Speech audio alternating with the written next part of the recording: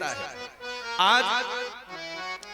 आज हमारे समाज में पाश्चात्य संस्कृति इस प्रकार से हावी हुई, हमारी मानसिकता पर पाश्चात्य संस्कृति ने इतना घर कर लिया है कि हम अपने बच्चों को पढ़ाते तो हैं, पढ़ा लिखा करके डॉक्टर, कलेक्टर, इंजीनियर बना देते हैं, उनको पैसा छापने की मशीन बना देते हैं, लेकिन हमारे बच्चे जो पढ़ लिख करके आगे चले जाते हैं, वही बच्चे एक दिन जब हम बूढ़े हो जाते हैं तो वही बच्चे हमें अपने घर से बाहर निकाल देते हैं, वृद्धा आश्रम का रास्ता दिखा देते हैं। आज का पढ़ा लिखा बालक, पढ़ा लिखा बच्चा, पढ़ा लिखा समाज, पढ़े लिखे समाज में माता पिता का स्थान घर में है ही नहीं।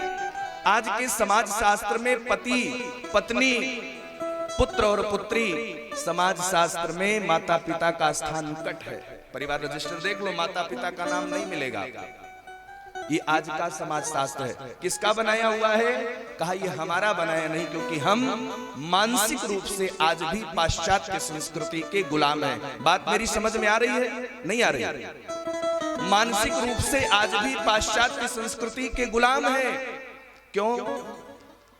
ये उस समय की घटना है जिस समय अंग्रेजों ने हमारे देश पर आक्रमण किया, तो हमारे देश को जीत पाना उनके लिए बहुत कठिन हो रहा था। क्यों कठिन हो रहा था? क्योंकि पूरा देश एक सूत्र में बंधा हुआ था। सूत्र में बांधने का काम कौन कर रहा था? क्योंकि उन्होंने देखा कि यहाँ ये देश ऐसा है जहां लोग धर्म के लिए मर मिटते हैं, धर्म के लिए अपना प्राण देने में भी संकोच नहीं करते। ये भारत देश है, यहाँ धर्म ने सबको जोड़ करके रखा है।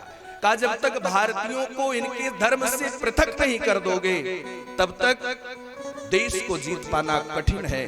कैसे किया जाए? तो उस समय का वो वर्तमान जो गवर्नर था, नाम सुना होगा आप सबने, लॉर्ड मैकाले नाम था। लॉर्ड मैकाले ने उस समय पार्लियामेंट, संसद में ये बात उठाई कि भाई देखो, देश को जीतना, भारत को जीतना इतना आसान नहीं, इसको तो धीरे धीरे जीत सकते हैं। कहा कैसे? कहा कि सबसे पहले इनकी शिक्षा को, क्योंकि ये वेद पढ़ते हैं, ये पुराण पढ़ते हैं, ये रामचरितमानस पढ़ते हैं, रामचरितमानस की कथा सुनते हैं, ये संस्कार से आबद्ध है, इसलिए इनको अलग नहीं किया जा सकता। अलग तब कर सकते हैं जब इनकी शिक्षा प्रणाली को ही बदल दिया। अगर शिक्षा बदल देंगे तो मानसिक रूप से हमारे गुलाम हो जाएंगे। शिक्षा बदलने का कार्य किया गया। अब शिक्षा बदला गया तो शिक्षा का क्या हुआ? व्यवसायीकरण हो गया। अब बेटा पढ़ेगा तो कमाएगा। पढ़ाई कैसी हो रही? कहा कि पढ़ाई केवल कमाने के लिए हो रही है।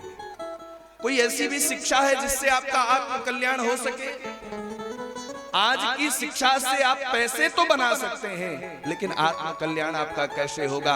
हमारे देश की पहचान है, हमारे भारत की पहचान है कि हम सब धार्मिक शिक्षा जब तक है तब तक एक मुट्ठी में बंद थे, और जब तक हम मुट्ठी में बंद थे तब तक हम बहुत बड़ी ताकत रहे। हमारे यहाँ हमारे धर्म की खुशबू, हमारे देश की माटी की खुशबू रही। क्या थी यहाँ की? हमारे धर्म की माटी की खुशबू थी अतिथि देवो भव, गुरु देवो भव, मातृ देवो भव, पितृ देवो भव। हम मातृ पितृ के उपासक हुआ करते थे, हम गुरुओं के उपासक हुआ करते थे, हम अपने से बड़ों का सदा समादर करते रहे। ये हमारा धर्म था, हमारी संस्कृति थी। लेकिन आज बताना, कोई भी वैष्णव बहुत कम, ना के बराबर कोई सत्संगी, कोई संस्कृत आदि पढ़ने वाला, वेद आदि का अध्ययन करने वाला, पुराणों का अध्ययन करने वाला कोई एक ऐसा व्यक्ति बता दीजिए जिसने अपने माता पिता को अपने घर से बाहर का रास्ता दिखाया हो। एक भी नहीं मिलेगा आपको। ये हमारी शिक्षा है, और आज की शिक्षा है। पढ़ लिख करके चाहे जितने बड़े बन गए, हमारे पिता ने हमको खूब परिश्रम करके, मेहनत करके, मजदूरी करके अच्छी शिक्षा दिलाई। देश में हमको शिक्षा नहीं मिली, विदेश तक की यात्रा कराई हमारे पिता ने।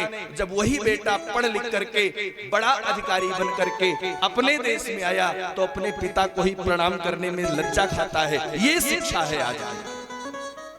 अपने पिता को ही प्रणाम करने में, लोगों के बीच में परिचय देने में, ऐसे बहुत सारे उदाहरण आपके सामने आए होंगे। लोगों के बीच में परिचय देने में उसे संकोच लगता है, कैसे बताए मेरे पिता है। हमारे देश की पहचान है, क्या है हमारा देश, कैसा था।